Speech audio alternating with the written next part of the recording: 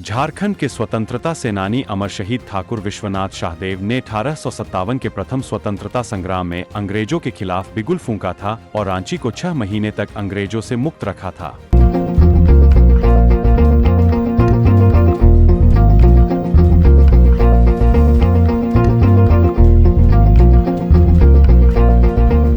जोहार साथियों, Premchand Mahato inter college Mesra की ओर से देशवासियों और झारखंड वासियों को स्वतंत्रता दिवस के हार्दिक शुभकामनाएं एवं बधाई। आशा करता हूं कि हमारे देश और देशवासी आने वाले समय में और तरक्की करें और हमारा देश विश्व पटल पर अपनी अद्वितीय पहचान बनाए। धन्यवाद। उनके वंशज और क्षेत्र के लोग अब सरकार से उनकी विरासत को सम्मान देने और उनके बलिदान को पहचान दिलाने की मांग कर रहे हैं। ठाकुर विश्वनाथ शाहदेव बरकागा, जो अब रांची का हिस्सा है, के राजा थे। उन्होंने 1857 के विद्रोह में महत्वपूर्ण भूमिका निभाई थी। उन्होंने छोटा नागपुर क्षेत्र को अंग्रेजी शासन से मुक्त कराकर एक स्वतंत्र राज्य की स्थापना की थी। लेकिन कुछ गद्दारों की वजह से और स्वतंत्रता सेनानियों के बीच उचित तालमेल की कमी के कारण उनका यह प्रयास सफल नहीं हो सका। 16 अप्रैल 1858 को अंग्रेजों ने उन्हें रांची के जिला स्कूल, जो अब अमर शहीद ठाकुर विश्वनाथ शाहदेव जिला विद्यालय है, प्रांगण में फांसी दे दी थी।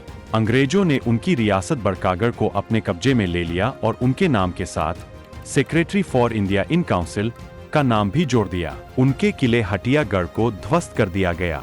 उनकी पत्नी रानी वनेश्वरी कुंवर अपने 1 साल के बेटे कपिलनाथ शाहदेव को लेकर गुमला के जंगलों में चली गई और काफी समय तक वहां गुप्त रूप से रहीं। इतिहासकारों का मानना है कि अगर ठाकुर विश्वनाथ शाहदेव का विद्रोह सफल होता तो भारत को बहुत पहले आजादी मिल गई होती। आज ठाकुर विश्वनाथ शाहदेव के वंशज जगन्नाथपुर मंदिर परिसर में रहते हैं। यह वह घर है जो अंग्रेजों ने 1880 में उनकी पत्नी और बेटे के लिए बनवाया था। ठाकुर विश्वनाथ शाहदेव के वंशज और क्षेत्र के लोग झारखंड के शहीदों को उचित सम्मान देने की मांग कर रहे हैं। वे यह भी मांग कर रहे हैं कि चूंकि अंग्रेजों ने बरकागढ़ की जमीन को secretary for India in council के नाम पर भी दर्ज करा दिया था, जो कि एक तरह की दोहरी सजा थी, इसलिए अब वह जमीन ठाकुर विश्वनाथ शाहदेव के वंशजों के नाम कर दी जाए।